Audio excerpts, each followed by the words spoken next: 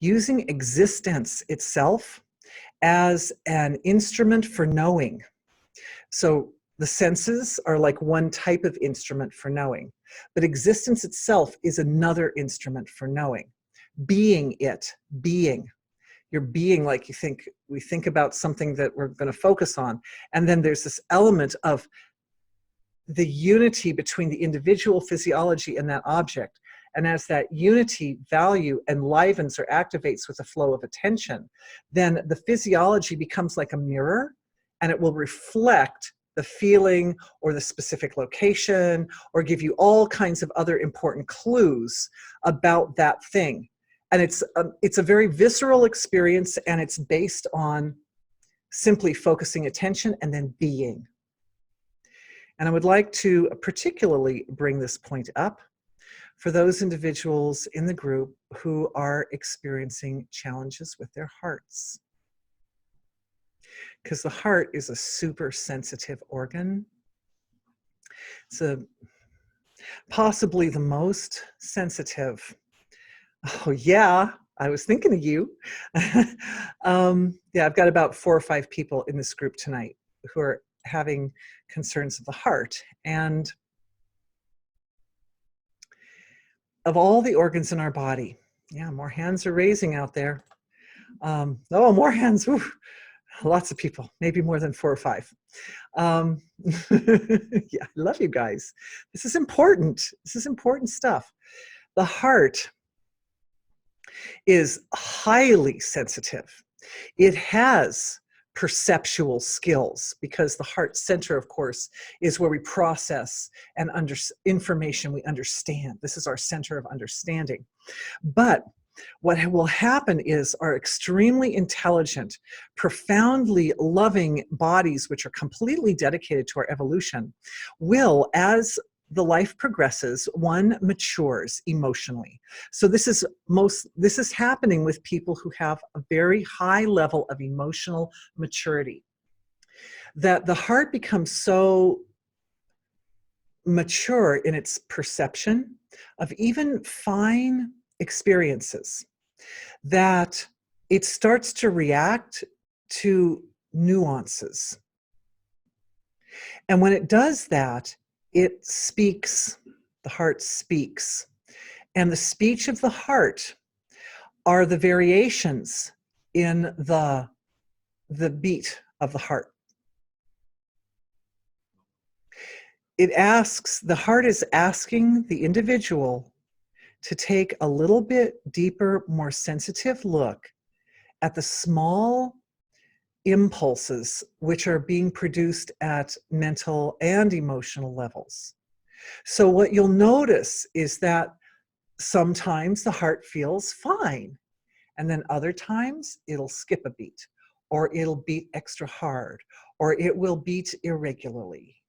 And those moments that it does that, the first thing you'll notice is that if you notice that it's not beating right, and you bring awareness back to being, you settle awareness down to source, almost always this will settle things down.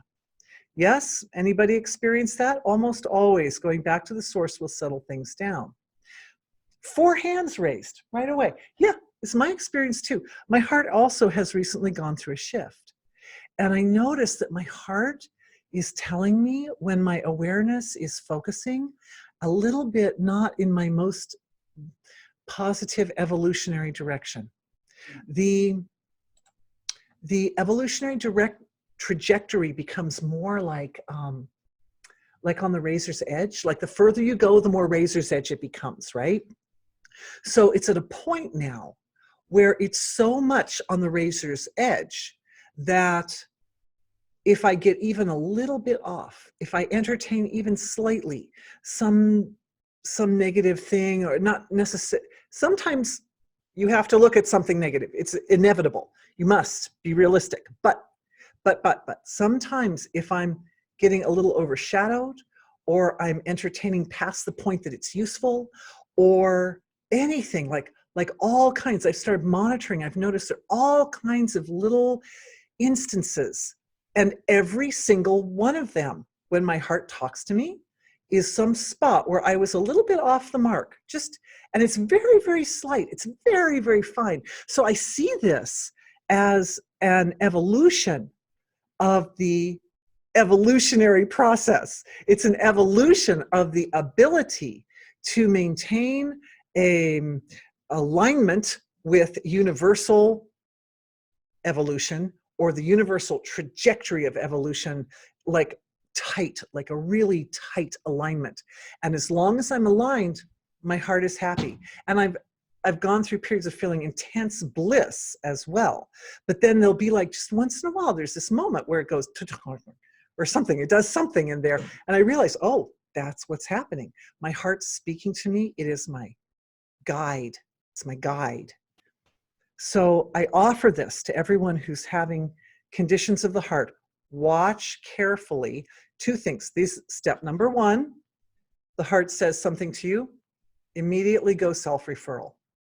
Step two, make note of exactly what was going at that moment and make a note to self, oh, I need to move in a slightly different direction when I'm facing that particular issue.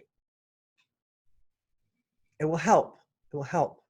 And the cool thing about it is that because the heart's ability to speak has become enhanced, and because our ability to monitor like very, very fine levels of the flow of awareness, which is what energy healing is about, right? We're monitoring where we focus our attention and how it unfolds creation at that spot where it focuses. You will discover that there's certain places where you put your attention that make your heart feel amazing. So if the heart can have those moments where it feels unhappy, it can also have moments where it feels supremely happy. And this is the combination. Yes, 4 more hands raised right away. Oh, I love you guys. Think 5 hands. Oh, 6 hands. Oh, okay. Oh, the number just keeps jumping up, right? Right. So this is the thing, is that it becomes the heart is rising to a new level of ability to support the evolutionary process by being highly responsive, and not in a like severe, terrible way, make you feel absolutely terrible, but just enough like slightly different from its usual functioning. Like it's like for most people, when people are young, they don't even feel their hearts. For a lot of people, they don't feel anything past here.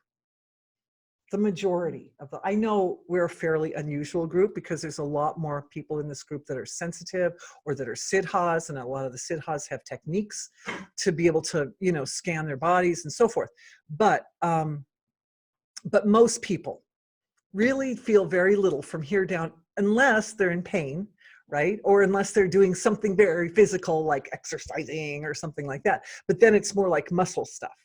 But we have this tremendous sensitivity to all the fine happenings. Most of the people in this group, I would imagine, are pretty aware of what goes on with the food that they eat. It's not, you don't just experience it in the mouth, you experience it here, and then here, and then here, and then here, all the way, right? Like I can find my lunch. I know where it is. Right?